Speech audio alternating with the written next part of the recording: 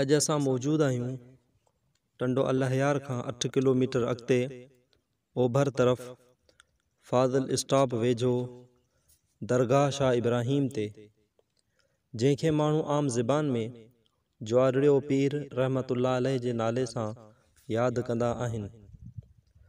शाह इब्राहिम उर्फ़ ज्वारड़ियो पीर जो जनमु कॾहिं थियो, वफ़ात कॾहिं थी, असुल किथे जा हुआ, हिन जे बारे में का बि मालूमात मौजूद न आहे। पर संदुन मज़ार ते लॻल तख़्तिन ते मज़ार जी तमीर जो साल 698, 99 हिजरी ऐं तमीर कराईंदड़नि जा नाला अल्लण फ़कीर ऐं वल्लण फ़कीर असुल रहाकू कच्छ जा लिखियल हो।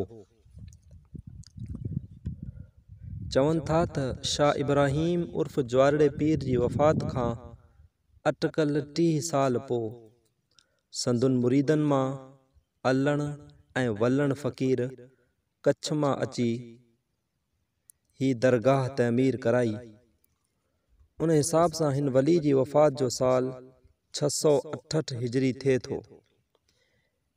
ईअं बि चयो वञे थो त हिन वली 63 सालनि जी ॼमार में दुनिया मां बुरको मटायो।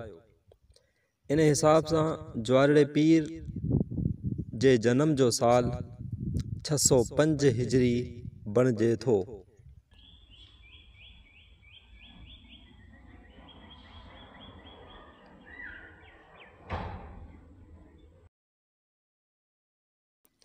शाह इब्राहिम उर्फ़ ज्वारड़ो पीर मुतालिक नस्ल दर नस्ल हलंदड़ रिवायतनि मुताबिक़ हिन बुज़ुर्ग पुराणे खेसाने वाह मां निकिरंदड़ कड़ियो ग़ुलाम हुसैन लिग़ारी खे ई पंहिंजो मस्कन बणायाई। चवनि था त उन दौर में सिंध में ॾुकार पियो, किथां बि अन्न कोन थे मिलियो। तॾहिं सिंध वसी मुल्क हो ऐं सिंध ते सूमरनि जी हुकूमत हुई। सिंध जूं हदूं कच्छ सां मिलियल हुयूं ऐं कच्छ सिंध जो हिस्सो हो। कच्छ खां हिकु काफ़िलो अन्न जी ॻोल्हा लाइ निकितो। राति ॾींहुं सफ़र कंदे सिज लथे हिन वली जे मस्कन वेझो अची पहुता। दुखायल दूहीं जी रोशनी ॾिसी वटसि आया। ओलिया साहब भत जी देगिड़ी रधे सभिनी खे खारायो। सभिनी खाई ढो कयो, पर भत ओतिरे जो ई ओतिरो हो। काफ़िले वारनि खेसि चयो त साईं, असांजा उठ उञायल आहिनि, पाणी जो को ॾस ॾियो त उठनि खे पाणी पियारियूं। ओलिया साहब खेनि हुकुम कयो त हिकु खॾु खोटियो। उन्हनि ईअं ई कयो। पाण ठिकर जे कौरे मां खॾ में पाणी लाथाऊं। खॾ भरिजी वई, पर कौरे पाणी ओतिरे जो ई ओतिरो हो। काफ़िले वारनि सम्झो त दरवेश करामत वारो आहे। राति जो वटस टिकी पिया। सुबुह जो चयाऊं त मुल्क में ॾुकार आहे, किथां अन्न नथो मिले, को ॾस ॾियो। अन्न वठी वापसि कच्छ वञो। दरवेश खेनि चयो त थोरो अॻियां ज्वार जी ॿुरी पई आहे, इहा ॿोरियुनि में भरे कच्छ हलिया वञो। इहो ई तव्हांजो अन्न आहे। पर